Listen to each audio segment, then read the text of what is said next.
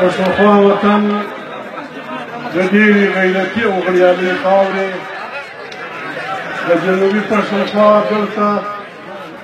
په دات الله کاریز کې راغونډ شوو د پښتون قام د ډېرو درنو ټبرونو درنو سپین ږیرو ځوانانو مشرانو د پارټۍ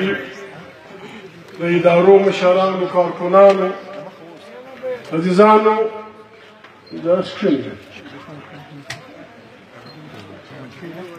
په داسې یو وخت کې نن بیا د لوی اختر په دې موقع کې موږ سره راغونډ شوي یو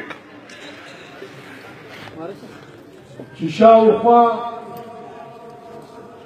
د جنګ نغارې وهل کېږي او د پښتون قام وینه لکه څنګه چې 40 کاله لګیا وه له هغه شان بهیږي نو په داسې حالاتو کې موږ ټول قام لکه د پښتونخوا ملي پارټي دي که نه دي موږ ټول قام له پر دې باندې سوچ کول پکار دی موږ قام پکار دی چې موږ سره جرګه شو د وطن عالمان د وطن تبلیغیان د وطن سیاسیان هغه ټول خلک چې د دې وطن په ځان غمجن بولي او د دې وطن په تکلیف ځان خوږمن بولي پر هغو دا فرض جوړېږي چې عقل سره شریک کړو پوه سره شریک کړو همت سره شریک کړو او دا څنګه کوم حالات چې روان دي په دې سیمه باندې د هغې دپاره تیاري وکړو ورونو پښتونخوا ملیانو پارټۍ بله هېڅ ګناه نه ده کړې د پښتونخوا ملیانو پارټۍ ګناه دا ده چې پښتونخوا ملیانو پارټۍ هر وخت دې کان ته رښتیا ویلي او د دې کان او د دې ملک واکدارانو ته په وار وار دا خبره په ګوته کړې ده چې وروره په اوربازۍ مه کوئ دا چې ته لکه کښنۍ کاڼې ولې لاس در شان نسې دا به دې سیمې له اور راوړي دا به دې وطن له بدي راوړي دا به دا وطن له وینې راوړي د پښتونخوا ملیانو پارټۍ دا خبره خلکو نه اورېده اورېدله یې سر یې نه په خلاصاوه نن حال دا دې تاسې وینئ که څوک وایي که نه وایي که څوک خوا بدهي که نه بدهي پاکستان دا وخت د تاریخ پر ډېر خطرناک پړ ولاړ دی پر پاکستان باندې د هغه بدعملیو چې زموږ حکمرانانو دا 40 کاله کړي دي د هغې زندۍ ورځ په ورځ پر راتنګېږي که موږ صد نه وکړو که موږ عقل نه کړ سره شریک موږ به داسې لوی کندو ته ولېږو چې په خدای که یو دا بل په حال خبر شي زموږ تر مخه تاسې ولیدل لیبیا په څه حال شوه تاسې ولیدل د مصر څه حال شو عراق رنګه لوی ملک د عراق رنګه زوروره پارټۍ د عراق رنګه زورور فوج هغه څه شو په شام کې څه حال پېښ شو د موږ څه خلک په دې خوابدي دي په اسمبلۍ کې اخري شپې ما یو تقریر وکړ هغه مې دغه ورته وویل چې وسړی خدای ته وګورئ دا پوځي مشر نن مې واخیستې د چیف جسټس نن مې واخیستې ما نو خدای ته وګورئ په سیاست چې په ګوتې مه ووایئ پاکستانیان پرېږدي چې خپل ووټ واچوي چې هر چا ته یې ورکوي هغه ومنئ بیا چې راغلو بیا که مې شا سره پټ یو سودا موضوع کوله ویې کړې که مې دا ګوتې وهلې وطن به هم خراب کړي ځان به هم خراب کړي د دنیا د جواب به هم نه یاست موږ دا یې نه چې موږ د پاکستان دشمنان یو پاکستان زموږ ملک دی لیکن یوه خبره ده خلک موږ ته اچوي موږ چا په زور نه یو تقید کړي موږ د چا غلامان نه یو په دې ملک کې پښتون بلوچ پنجابی سندی سرایکی په خوښه شامل شوي یو په خوښه ورته سره اوسو او د هر سړي د حق معلوم وي هر سړي ته به حق ورکول کېږي په زور کلي نه کېږي په په ټوپک د ټوپک په زور چې چا ملکونه چلول هغه ډېر د مخه لا مات شوي. پاکستان زموږ ملک دی. پاکستان کې پښتون څلورم ورور دی. موږ په دې ملک کې د څلورم ورور حق د خدای پر وینو غواړو، په مرکه یې هم غواړو، په جلسه یې هم غواړو، په جرګه یې هم غواړو، او که مجبور شو بیا دا بله تړون جوړوو.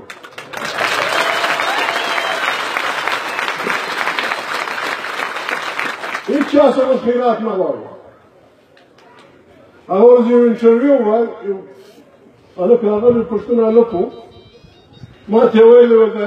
یو وخت ووایه چې پاکستان زنده باد. ما ورته زه به سل واره ووایم چې پاکستان زنده باد. پاکستان زما په خوله نه زنده باد کېږي. که واقعي څوک وایي چې پاکستان زنده باد، نو بلوچ به زنده باد کېږي، سندھی به زنده باد کېږي، پنجابی به زنده باد کېږي، سرایکۍ به زنده باد کېږي، بیا به نو موږ ګرځو چې پاکستان زنده باد. دا نشي کېدلی چې خلک د لوږې رباب وایي، بلوچ به ټوکر ټوکري، پښتون به تا په مخه اخیستی، په وینو به لمبیې، بیا به خلک وایي زنده باد. دارنګه نه زنده باد کېږي. پاکستان زموږ ملک. پاکستان هر سړی دې ورته ته واچي، د جرنیل نیولې تر ججه، تر ججه د نیولې تر عالمدینه، د عالمدینه نیولې تر بل کاپور، هر سړی دې ورته ته واچي. دا ملک په دا رنګه چلېږي، د دې یو آیین دی، لکه یو کلی چې د کلي چارې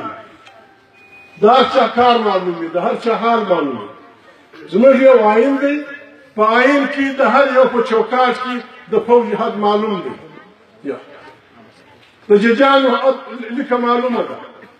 د سیاسیانو لیکه معلومه ده. هر سړی به په خپله لیکه کې واوسي. پاکستان موږ چا په رسۍ نه سره تړلی. پاکستان په یو آیین سره تړلی دی، په یو معاهده سره تړلی دی. د هغې معاهدې نوم دی آیین. د آیین په سر لیکلي دي اسلامي جمهوریه پاکستان. دلته به اسلامي، دلته به انصافي، دلته به جمهوریت وي.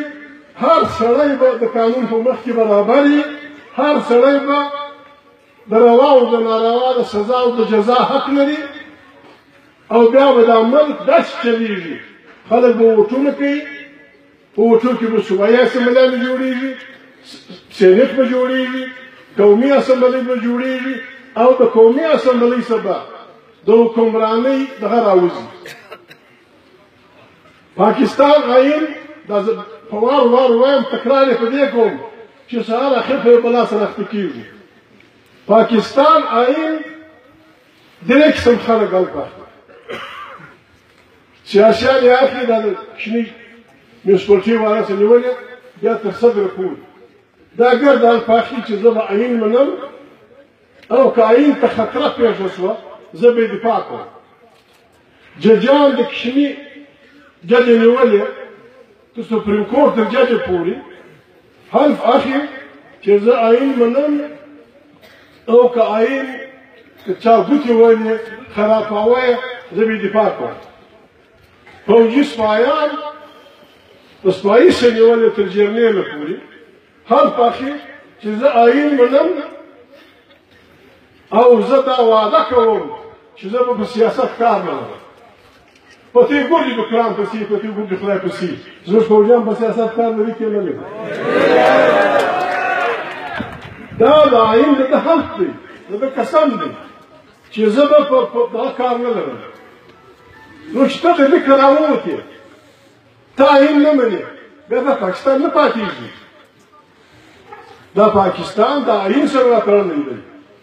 د آیین سره ګنډلی دی چې ته نه منې. په فارسي کې وایي چون ز کعبه کفر برخیزد. کجا معنی د مسلمانی؟ معنی یې دا ده چې نعوذ بالله که له کعبې شریفې کفر شروع شو، بیا مسلماني چیرې پاتې نه؟ چې ته نه منې فوجي لالا آیین، بیا په دې خوارانې څوک مني؟ څوک یې مني؟ نه منې. دا ملک زله کاږي، نو په ټوپکو نه زله کاږي. راسې سرکشې برګنو بېکاږي، په ټوپکو نه زله کاږي، سرکشې برو لکه څه نور وایي سرکشې چې دا یې ستا دا یې زما. لیونتوب به خلک نه کوي پښتونخوا ملي عوامي پارټۍ بل کار نه دی کړی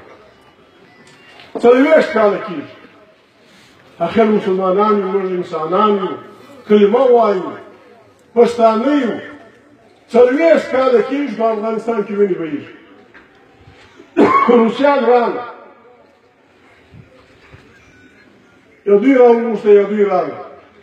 د پاکستان خلکو موږ ته دا ویل ول دا روس کتاب نه لري دا داسې شین کاپیر دی کتاب نه لري د امریکا لاشه د یو کتابګر لري د دې امریکې سره نکاح کېدای شي د روسیانو سره نکاح نشي کېدای دا روسیانو که افغانستان ونیوی بیا راځي پاکستان ته بیا ځي سمندر له کراچي سمندر نیسي ورور دا خبره په هر مارکېټ بیا کوي پر هر مارکېټ موږ کان ته کلکه درولې ده روسیان زموږ جنګ لا چالو دی پرون لا جنازې راغلې وې چمن پرون جنازې راغلې وې کښین ژوبله راغلې په درځنو پسې وو ته زه مداخلت نه کوم دا غریب خلک کومه راځي افغانستان ته ته زه قسمونه اخلم او زه مداخلت نه کوم دا زما وراره په چمن کې ولې اورز مړ ابل په کښین چې امر راوړي ابل فلاني زه راوړي دا خبرې د بدۍ د مهرباني وکړه دا به نه کوي نو مارس کاوه په افغانستان کې هغه جنګ روان دی روسان چې راغلي دوی د کراچي اوبه وچیلو وروسته حواله مش کتاب د کومو خوا راغلی د کومو خانقاه ورسره رواس وه دواړو ته یې حواله کړي د جنګ هغه چالو دی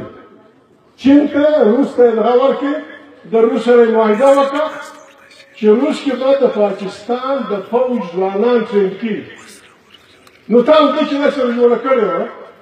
تا ودې چې دی پروګرام واست بیا مې دا زموږ قوم دا 40 کاله و دا سرو ګولۍ ته ولې مخامخ خدای ته به څه جواب وکړي الله ته به څه جواب وکړي او موږ عزیزان په یوه خبره ځان پوه کړي خبره ګرد او پښتانه ته ده ګرد جهان بلکل تلکه او پښتانه ته راولې ده اوس به موږ خپله د لاس زړه کوو موږ پښتانه د هر جماعت شو که دلته یې کار کوو موږ به لاس زړه کوو عقل سره به سره شریکوو سر به سره خلاصو خوجیان به غږ کوو مسلمانان تقریبا 50 ملک دلته علماء دین ناست په قرآن کریم کې الله پاک وایي که د مسلمانانو دوې ډلې په جنګ سره اخته شي تاسې منځ له ورشئ او بیا چې ولاړېږئ نه ښه غوږ په کښېږدئ چې ملامت وو په یو صورت کې نه دی راغلی په دویم صورت کې الله پاک داسې ویلي دي چې جنګ ورسره وکړي قتلو د ملامت سره جنګ وکړي او دې ته یې قانع کړي چې خامخا به وکړي بیا چې قانع شو بیا به په انصاف وکړي و مسلمانانو خدای مقر کړه د کعبې شریفې نیولې د مشا پول خدای مې منظومه کوله وه مې خدای روژې کوله وه 50 ملک اسماعیل مقر کړه په افغانستان کې جنګ دی ولې نه راځي ولې نه راځي ولې ګرام منظور نه معلوموي ولې روغه نه کوي روسیان راغلو امریکا او ګډ یورپ سره ملګري شو روس افغانستان یو کوچنی ملک دی د دې خپلواکي یې خرابه کړې موږ جمهوري خلک یو موږ د افغانستان د خپلواکۍ ملګري یو موږ د افغانستان ګډ خپلواک ملک جوړول غواړو دنیا پر وبېښله شوه سوشلیست ملکونه د روس ملګري شو دا نور ځان د امریکې ملګري شو بیا نو د دنیا جهان او دوزخي وسلې راوړې زما او ستا پر وطن یې استعمال کړه روس ووته چې روس ووته نو هلکه تا وګټله ډبای ووته خو کښې یې خپل ملک جوړ کړ دوی وختي لا هلکه درېولې وه پښتانه ته د جهاد په نامه یو پارټۍ یې نه وه جوړه کړې د جهاد په نامه یې 15 پارټۍ جوړې کړې د پاکستان په هغې ته یې په فارسي کې هفتګانه ویل اووه پارټیان اته پارټیان په ایران کې وې هغه کې هشتګانه ویل اته پارټیان یې جوړې کړې وې روس ووتې نو خو هسې خپل افغانستان سنبال کې کښېنه پوځونو پر ځای وو د افغانستان پوځ پر ځای وو د افغانستان ښارونو پر ځای وو ډاکټر نجیب الله چې اقتدار کې ویې ویل چې راسه دروايه نو خو خپل ملک دغه کا چونکې دوی چمونه ایښو افغانانو ته چمونه ایښو پښتانه ته دا جنګ ته زور ورکړي نن یې ودال ته رسولی دي چې بده ورځ افغانانو چې الله پاک دا دنیا پیدا کړې ده چې الله پاک آدم علیه السلام او حوا نه پیدا کړي دي بیا انسان جنګ زده کړی دی دغه جنګ اوږد جنګ 40 کاله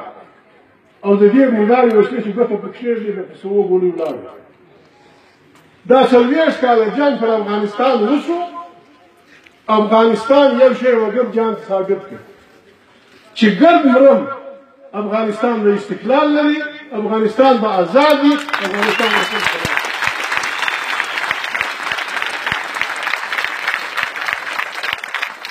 افغانانو د سر په سودا دا ثابته کړه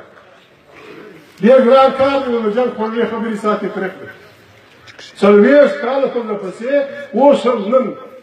دا اوس موږ خبرې کوو ممکن 50 کسه طالبان ملایان په ګډ د افغانستان فوجي ځوانان پکښې دا وخت په 50 شپېته کسه د مرګ سګلیک راکوي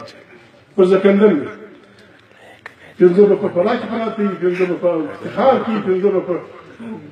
کندهار کې 50 به په دغه کې د ورځې په 100 خلک مري هېڅوک باک نه پښتونخوا مليانو پارټۍ د پښتانه د وطن د وړې پارټۍ په حیثیت د وطن د وطن دوستي پارټۍ په حیثیت دې ته داسې مشکل نشته موږ پخوا هم خبره کړې ده اوس یې بیا کوو فوري په دنیا کې د پښتانه یو کانفرنس پکار هر چیز هر شال څوک ټاکي کې په لندن کې کوي کې په پیرس کې کوي کې په سویټزرلند کې کوي کې په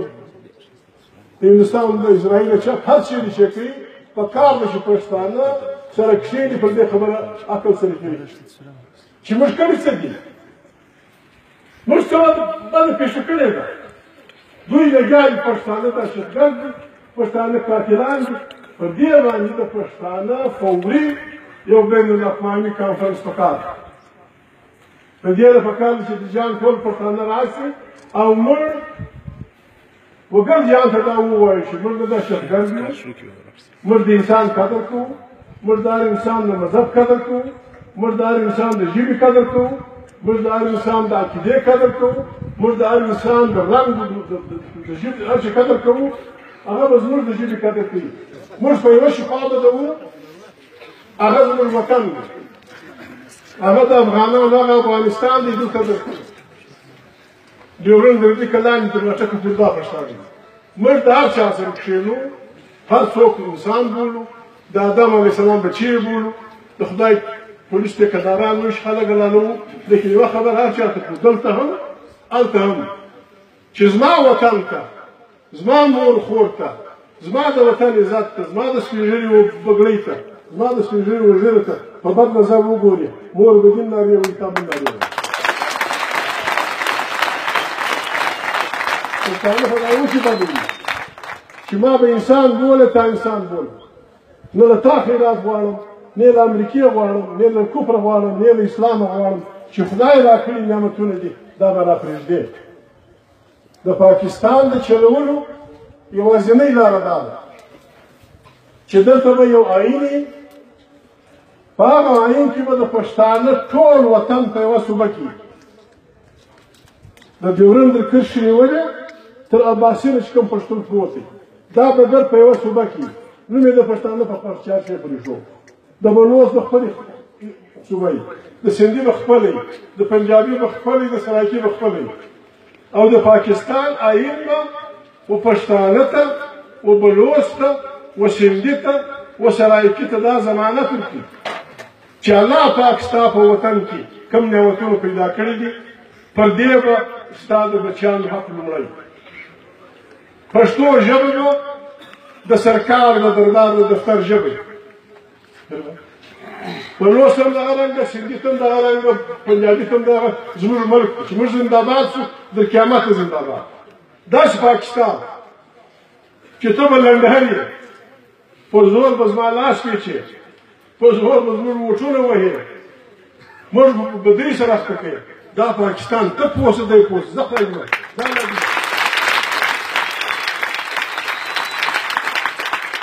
پاکستان د زموږ ملک موږ پښتانه د پاکستان په هره اداره پوځ پکښې په هره اداره کې برابر حساب دا به څنګه پوځ وي یې به د پاکستان پوځ په هغه کې به سندی جرنیل نه وي یې به د پاکستان پوځ په هغه کې به بلوچ نه وي یې به د پاکستان پوځ په هغه کې به پښتون نه وي یې به د پاکستان پوځ په هغه کې به سرایکۍ نه وي په ملیشیا کې به زه یم ما به په ملیشیاو کې ته کله د بلوچ سره جنګ کله به د سندي سره جنګ کله به د خپل وطن د وزیر مسعود سره جنګ دا چمونه به نه کوي موږ پاکستان کې اوسېدل غواړو موږ ته په فوج کې هم برخه راکړئ پښتانه ځوانان چې ستا زوی ټک کولی شي زما زوی هم کولی شي چې ستا زوی کپټن جوړېدی شي زما هغې هم جوړېدی شي چې ستا زوی میجر جوړېدی شي زما هغې هم جوړېدی شي چې ستا زوی جرنیل جوړېدی شي زما هغه هم دا نسم کولی چې جرنیل ون ته یې دغه ون ته یې زه به ستاسو قایل یم زه په مخې ستاسو نور کرامات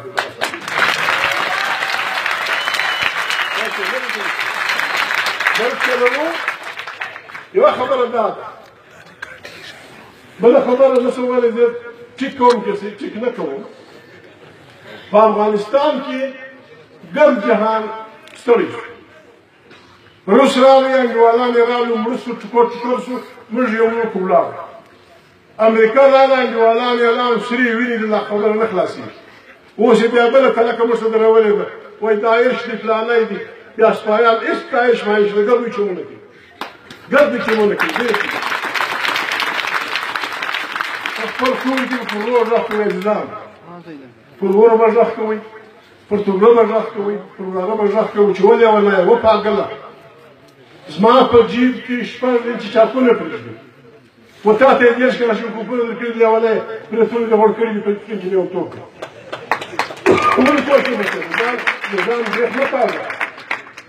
ما ته چاپونه پرېږدي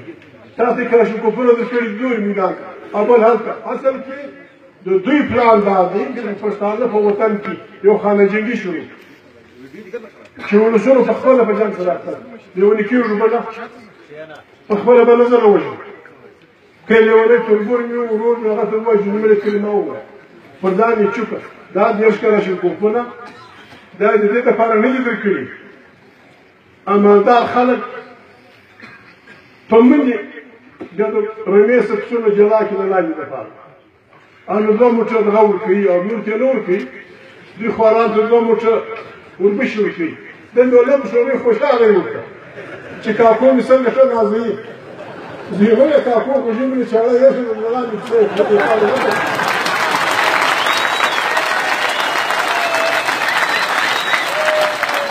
زه خواتان د غني شاه عبدالله چې د جوړۍ شورای دغه ورته ناست بس ځینې اوار اوار ورته خالقي راکړي تاسو چې دېرش کاله شکوپه درکړي دي دا بیا په بدي اخته کوي بیا دې وژني یا دې په بدي اخته کوي بیا دې په کوڅه کې وژني لیونی کېږو مه کلاک شه کلاک شه صادم کېږو مه ور پر توبره چک کوه ور فلاني چک کوه ملګري په دغه خوشحاله دي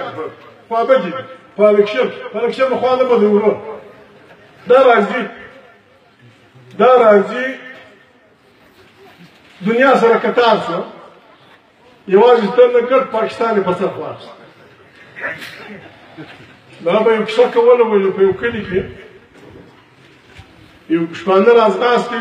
کوچنی کلی وي د پښتنو یو شل کوره کلی کلي ملک محمود نومېده یا څوک نومېدی په داسې چې بابو حاله داسې کافتي هم ده یو داسې لوی سوی پروت دی د هغه وبېخته ترغمې وبېخته پروت دی په راځه او ستا زوړ ټوپک راواخلې دې وویشتې ګزاره وکړو ټوپک خو خبره ده کله د خدای لخوا ډکړی دي باروت یې هم زاړي دي دغه یې هم زاړي دي خو راواخیستې په پټاکۍ کې دغه ور واچول د باکس دانې پټاکۍ یې پر کښېښود داسې نږدې چې ورته ونیسي را کښې ټوپک ټک وکړي غل وسو غل سو دغه یې نه وکړو دغه یې ټک وکړي سوی ورته وغورځېد سوی چې وغورځېدی ټول خوشبولي بابو د ټوپک راواخیستې داسې یې مچ کړي په غاړه کې هغه څه په غاړه کې نه سوی وویشتې نو د کباب کاوي بیا دې ټوپک دې وړی مړ شو دا ول زه خپل ټوپک پر نکوس خبره دا ده نظام دی موږ په چا زه ته نه ویلو دا ډک ټوپک دی دلته بیا مړ شو روانو خدای به خیر کړي ګوره دسترخوان مې راوړ کاټي دا خلک موږ نشته چې دا خلک په ایمانداري مې لا سره یا به بیماني شک پلي چا نه پلي چا نه ورکه شک چې دا خلک په ایمانداري مې لا سره وته د دنیا یو لښکر مې نه کړه دا خلک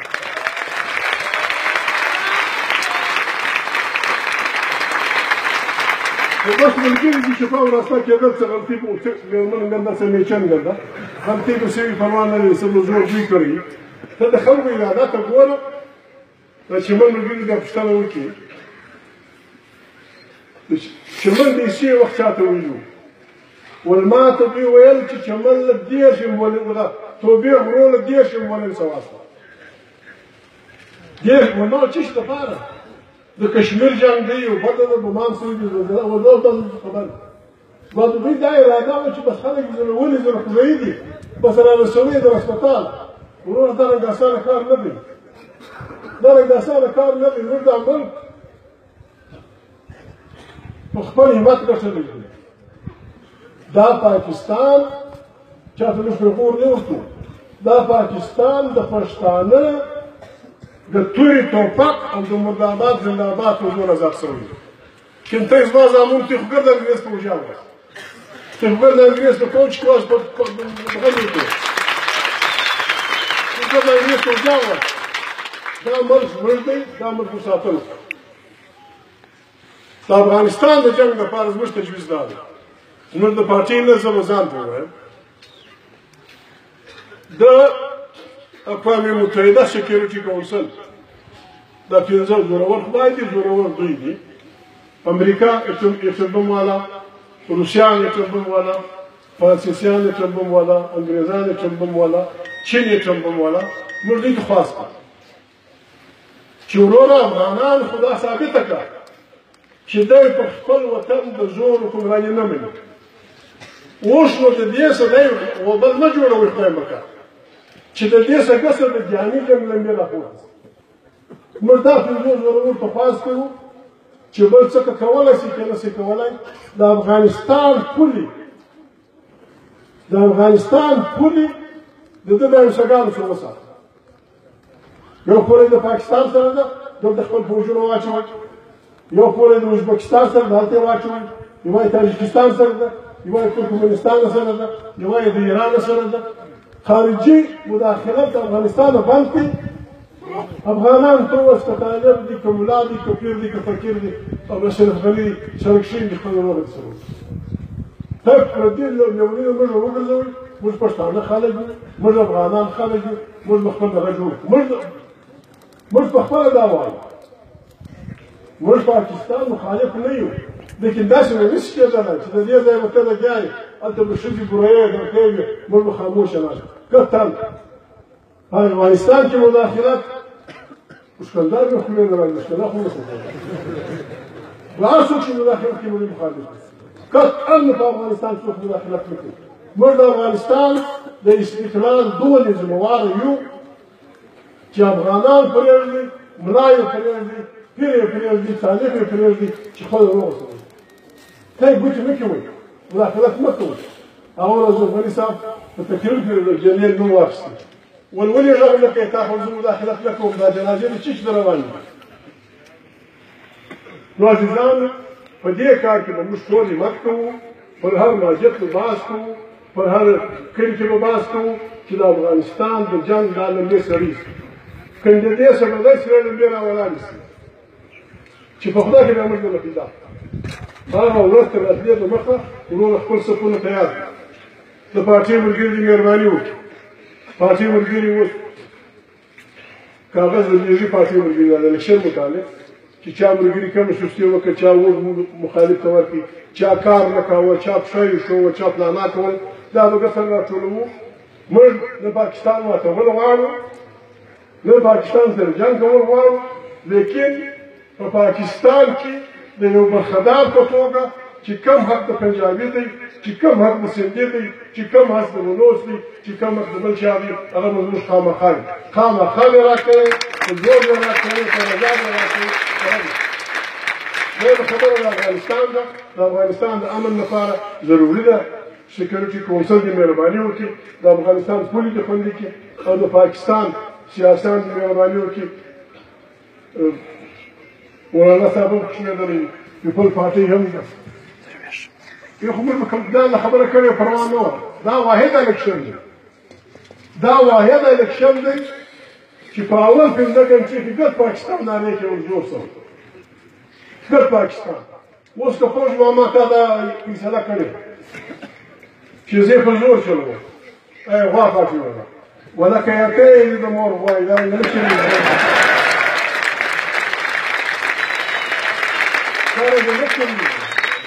موږ پیدا د خانشین بایلو مجرمون موږ څو واره مکشم ویللی دا بیچگی دا لفندی دا بدکار دی عزیزانو بلنم شهرینو سره وکړي اختره دې بخیر تېر شو قسم به نه کوو جنګ به نه کوو بدې را روان دي په دې به ځان پوه کوئ بیا غاړې ونه کسره کړه بدې را روان دي د هر عمل دا ساینسي قانون دی ګر جهان یې دی دا ساینسي قانون دی که ته یو ډېر ښه عمل وکړې رد عمل یې د ښه عمل که ته ډېر بد عمل کوې د هغې جواب بد عمل زموږ بد عملي پر دې علاقه باندې خدای مطلب یو ډېر خطرناک جنګ را روان پر خپلو شولو به پام کوئ پر خپلو لارو به پام کوئ پر خپلو کوڅو به پام کوئ پر خپلو کشرانو به پام کوئ پر ناولانو سړي پوښتنه کوئ دا د چا دی چې پر راغلی سبا به یو روغ پیدا کولی جنګ نه کوو لیکن یوه خبره موږ کوو څوک د تمکین نه بولي په وزیرستان کې په سوات کې په یوه نامه په بل نامه په زراو خلک مړه موږ پاس شو دا زموږ د خلکو موږ ډېر پاک خلک دي په دا زموږ غروج پراته وي پر ژو به داسې ترسیوۍ کولې غریب خلک دي پراته وي زموږ وطن له په دا بلایي نه راغله په شام کې دا وخت 40,000 جنګیان خلک مات شوي هغه به دوی پسې راغلي بله لار نشته بې مالکه وطن زما او ستا دی دا 40,000 جنګیان چې ودې خواته راپورې ول زما او ستا په کور کلي کې به جنګونه نو موږ چې کوم خلک د دې جنګ ماهرین دي هغو ته دا وایو چې مهرباني وکړي خطا به وځي په سوات کې دا میله تا وکړه تا کولی شوه دا میله تا په وزیرستان کې کوله ولیکه دا میله تا بل ځای کولی شوه که دې دلته شروع کړه دلته نور څوک شته که نه دلته منظم سیاسي پارټیان